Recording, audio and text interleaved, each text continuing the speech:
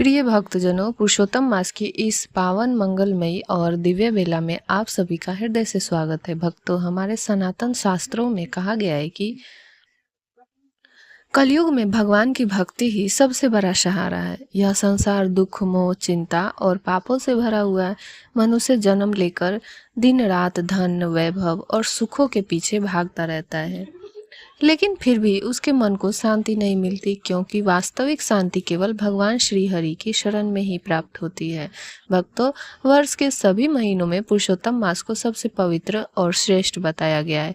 यह वही मास है जिसे पहले संसार मलमास कहकर अपमानित करता था। कोई शुभ कार्य इसमें नहीं करता था। विवाह, गृह प्रवेश, यज्ञ और मांगलिक कार्य सब रोक दिए जाते थे। लेकिन भगवान श्री कृष्ण की कृपा से वही मलमास आज पुरुषोत्तम मास बनकर समस्त महीनों का राजा कहलाता है। आज हम सुनेंगे पुरुषोत्तम मास की अद्भुत महिमा, भगवान श्री कृष्ण द्वारा मलमास की पुरुषोत्तम मास बनने की दिव्य कथा और इस मास में जप, तप, दान और स्नान का महत्व, अधिमास का व्रत करने से मिलने वाले पुण्य और मोक्ष का रहस्य। साथ ही सुनेंगे ज्येष्ठ गौरी व्रत की चमत्कारी कथा। भक्तों, कथा प्रारंभ होती है। एक समय की बात है, सृष्टि के सभी मास अपने अपने गुणों और महिमा के कारण सम्मानित थे। चैत्र मास को नववर्ष का प्रारंभ माना जाता है। वैशाख मास को पुण्यदायी कहा जाता है। श्रावण भगवान शिव को प्रिय था। कार्तिक भगवान श्री हरि का अत्यंत प्रिय महीना माना जाता था। सभी मासों का अपना अपना महत्व था। देवता, ऋषि, मुनि और मनुष्य सभी उनका आदर करते थे।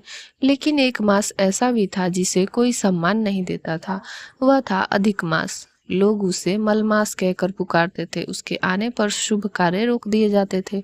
कोई विवाह नहीं करता था, कोई गृह प्रवेश नहीं करता, यहाँ तक कि लोग उसे अशुभ मानकर उसकी निंदा करते थे। धीरे धीरे वह मास अत्यंत दुखी रहने लगा। वह सोचता था, मैं भी तो भगवान की बनाई हुई सृष्टि का ही एक भाग हूँ, फिर संसार मुझे इतना तिरस्कार क्यों करता है? मेरा अपराध क्या है? उसका दुख प्रतिदिन बढ़ता गया। एक दिन वह अत्यंत व्याकुल होकर भगवान श्री विष्णु के धाम पहुंच गया। उसके नेत्रों से आंसू बह रहे थे।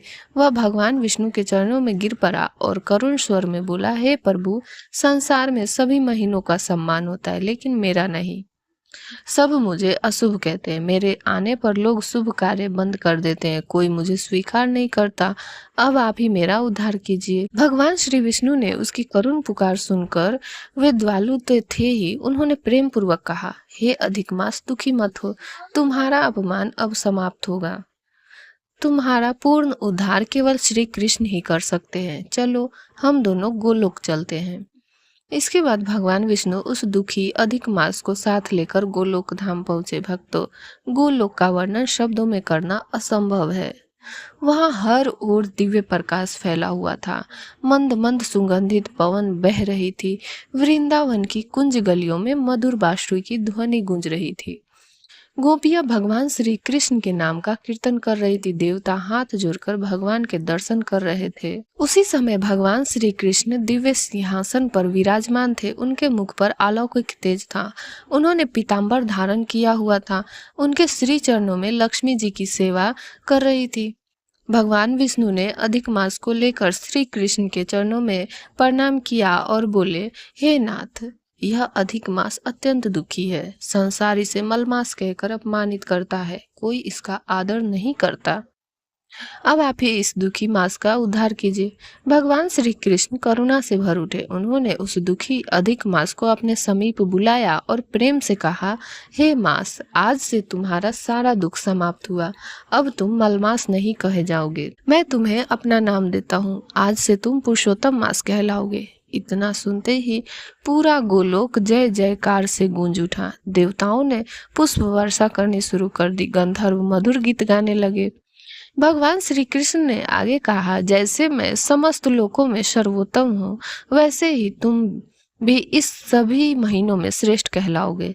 आज से जो भी मनुष्य तुम्हारे भीतर जप तप दान स्नान कथा श्रवण और भगवान का भजन करेगा उसे करोड़ों गुना पुण्य प्राप्त होगा। भक्तों, भगवान श्री कृष्ण ने उस अधिक मास को केवल अपना नाम ही नहीं दिया बल्कि अपने समान महिमा भी प्रदान कर दी। तभी से यह मास पुरुषोत्तम मास कहलाने लगा। भगवान श्री कृष्ण बोले, जो मनुष्य इस मास में प्रातः काल स्नान करेगा, तुलसी पूजा करेगा, गीता का पाठ करेगा और भगवान का नाम जपेगा, उसके जन्म जन्मांतर के पाप नष्ट हो जाएंगे। भक्तों, हमारे शास्त्रों में कहा गया है कि पुरुषोत्तम मास में किया गया छोटा सा पुण्य भी अनंत फल देने वाला बन जाता है। जिस प्रकार खेत में बोया गया बीज समय आने पर हजारों दानों में बदल जाता है, उसी प्रकार इस मास में किया गया पुण्य करोड़ों गुना बढ़ जाता है। जो व्यक्ति इस मास में गरीबों को अन्न दान करता है, वस्त्र दान करता है, गौ सेवा करता है और ब्राह्मणों की सेवा करता है, उस पर भगवान श्री हरि की विशेष कृपा प्राप्त होती है। भगवान श्री कृष्ण ने कहा, जो व्यक्ति श्रद्धा और भक्ति से पुरुषोत्तम मास का व्रत करेगा उसे मोक्ष की प्राप्ति होगी। वह मृत्यु के बाद गोलोक धाम में स्थान पाएगा। भक्तों, गोलोक धाम वह दिव्य स्थान है जहाँ केवल भगवान के परम भक्त ही पहुँचते हैं। वहाँ न जन्म है, न मृत्यु है, न रोग, न दुख। वहाँ केवल आनंद ही आनंद है। लेकिन भगवान श्री कृष्ण ने चेतावनी भी दी। उन्होंने कहा, जो लोग इस पुरुषोत्तम मास की उपेक्षा करेंगे, धर्म कर्म नहीं करेंगे और भक्ति से दूर रहेंगे, उन्हें जीवन में दुखों का सामना करना पड़ेगा। ऐसे लोगों को सुख और शांति प्राप्त नहीं होगी। भक्तों, इसलिए इस पवित्र मास में जितना हो सके भगवान का स्मरण करना चाहिए, प्रातः काल स्नान करना चाहिए, तुलसी के सामने दीपक जलाना चाहिए, गीता भागवत और विष्णु सहस्त्र नाम का पाठ करना चाहिए। अब सुनिए ज्येष्ठ गौरी व्रत की पवित्र कथा। एक नगर में एक निर्धन ब्राह्मण अपनी पत्नी और बच्चों के साथ रहता था। परिवार बहुत गरीब था। कई बार घर में अन्न तक नहीं होता था। बच्चे भूखे सो जाते थे, लेकिन ब्राह्मण भगवान पर विश्वास रखता था। एक दिन नगर में बड़ी धूमधाम से गौरी माता की पूजा की तैयारी हो रही थी। स्त्रियां गीत गा रही थी, घर घर में दीपक जल रहे थे। बच्चे यह सब देखकर घर आए और अपनी माँ से बोले, माँ, हमारे घर भी गौरी माता को लाओ ना। माँ ने दुखी होकर कहा, बेटा, माता की पूजा के लिए सामग्री चाहिए, हमारे पास तो खाने तक को कुछ नहीं है। बच्चों की बातें सुनकर ब्राह्मण का हृदय टूट गया। वह सोचने लगा, मैं कितना दुर्भाग्यशाली हूँ कि अपने बच्चों की छोटी सी इच्छा भी पूरी नहीं कर सकता। दुखी होकर वह घर से निकल पड़ा। चलते चलते वह एक तालाब के पास पहुंचा। वहां एक वृद्धा बैठी हुई थी। वृद्धा ने पूछा, बेटा, तुम इतने दुखी क्यों हो? ब्राह्मण ने अपनी सारी व्यथा सुना दी। वृद्धा मुस्कुराई और बोली, चिंता मत करो, भगवान पर विश्वास रखो, सब ठीक हो जाएगा। ब्राह्मण उस वृद्धा को अपने घर ले आया। घर पहुंचते ही चमत्कार होने लगा। खाली बर्तन अन्न से भर गए। रसोई में स्वादिष्ट भोजन बनने लगे। बच्चों के चेहरे खिल उठे। अगले दिन वृद्धा ने कहा, आज खीर बनाओ। ब्राह्मण बोला, माँ, दूध कहाँ से आएगा? वृद्धा बोली, तुम गौशाला तैयार करो और गायों को पुकारो। ब्राह्मण ने वैसा ही किया। आश्चर्य की बात यह हुई कि अनेक गाय वहां आ गई। पूरा घर गौधन से भर गया। ब्राह्मण और उसकी पत्नी यह सब देखकर आश्चर्यचकित रह गए।